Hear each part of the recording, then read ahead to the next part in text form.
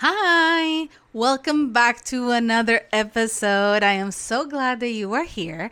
And today we are going to talk about something that has been brewing in my mind, which is the idea that intuition is one of the highest forms of intelligence. And I would love to go diving directly deep into it. So let's not lose any more time and let's jump right into it.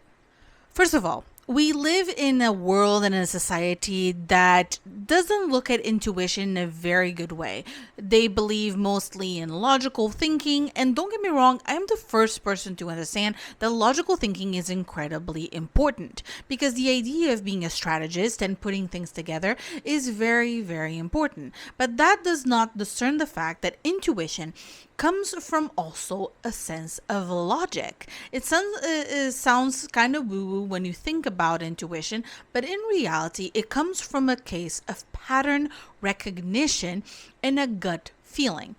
So, the thing here is that your internal wisdom is also as important. We sometimes come to understand certain things or we have these feelings that we just can't seem to explain.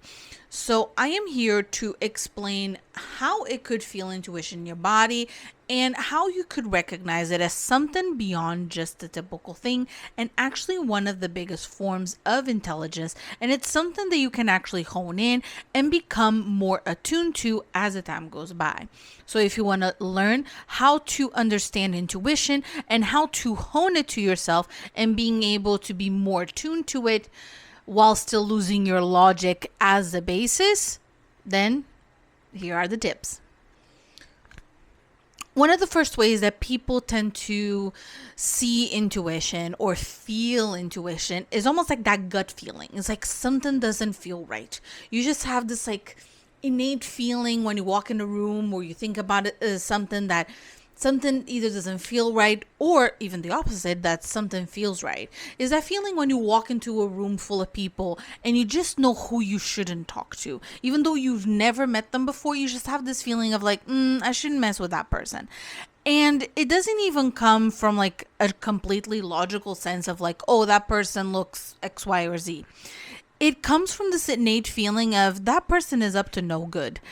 And unfortunately, or fortunately, depending how you see it, you may actually find yourself having it proven time and time again.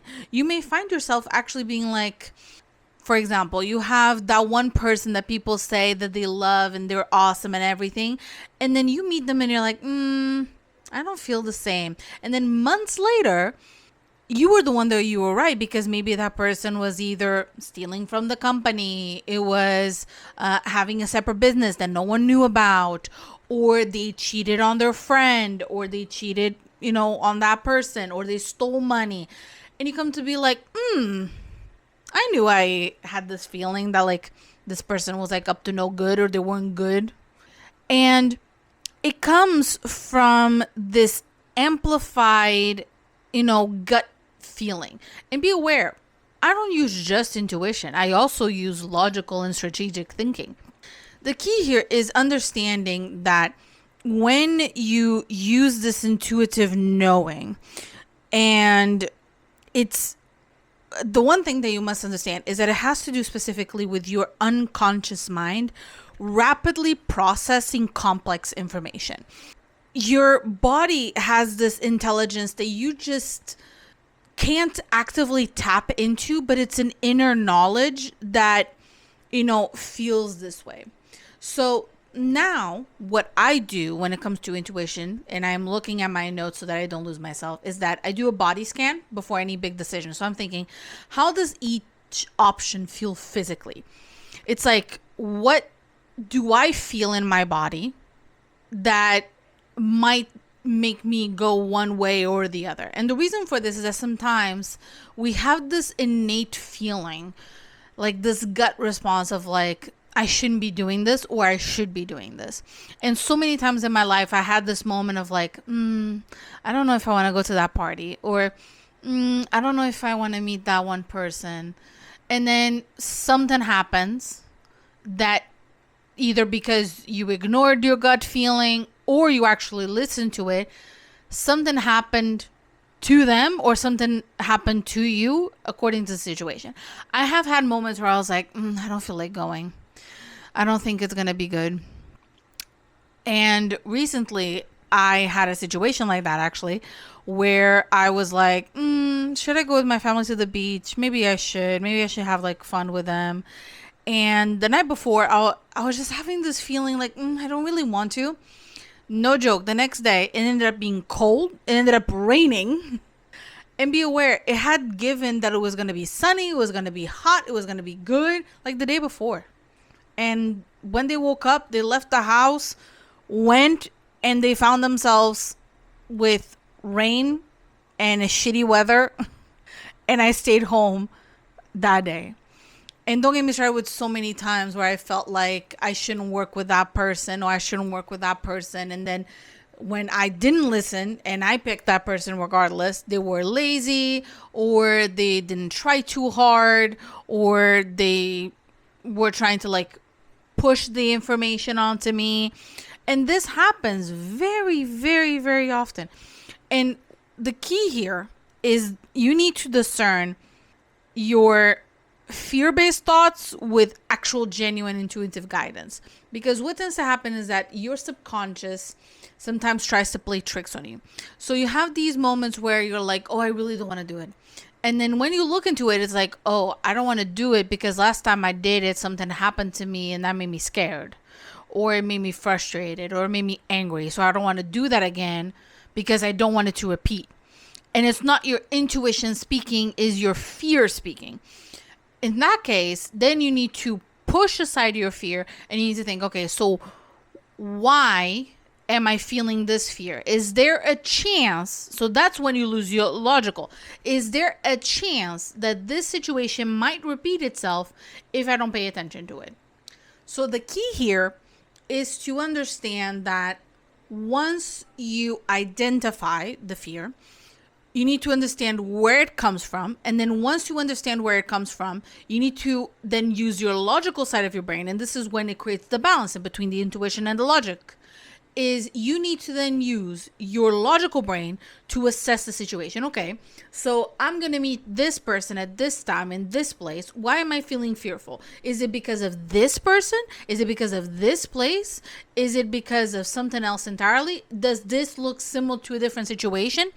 And then after assessing all that, you may come to the conclusion, oh, this person has hurt me in the past, or this person didn't do anything to me, but this place brings me bad memories because I got a phone call of something that like made me upset, or I had a similar situation, a different place with a different person, and I'm feeling anxious because I don't want it to go bad. But it's not the same place and it's not the same person. So what is it? Then you need to go and look deeper. Is there anything that that person did that makes me feel this way, this gut feeling of not doing it? Is it the place that isn't a location or isn't a place that I would like to go? And then you adjust according to the situation. And this is very much a push-pull situation. You are going to get shit wrong. You are going to find yourself ignoring your gut feeling and being right all along before. You're going to find yourself being in this place of, you know, how should I take this? How should I do this? So the way that you start off with this is not with the big decisions, is with the small decisions, is asking your body, how does this feel? And the key here is asking, how does this feel, before asking your mind what I should do. Because, you know, in small decisions, it's normally easier to take the extra time to actually feel it in your body. And then you go into what I like to call the first thought exercise. It's what is the immediate first response before you start analyzing? What is the first thought that comes to mind? What is the first thing that comes to mind? For example, if I turn to you, let's assume that you are trying to date people, and I turn to you and I'm like, okay, and I'm like your friend, and I'm like, okay, babe, here's what we're going to do. I know this super cute guy. He's really nice. He's in my class. I think would be a good match for you. In that moment, you're going to have one thought, and your thought could be a plethora of things. That thought could be the difference in between you telling me yes, no, maybe, I need to see his photo first, tell me a little bit more about him. It could generate a plethora of things. But it could either be a positive response, a neutral response, or a bad response. And according to that, especially because this is not a big decision, you're still just talking to your friend and you're still trying to understand, all the other stuff, right?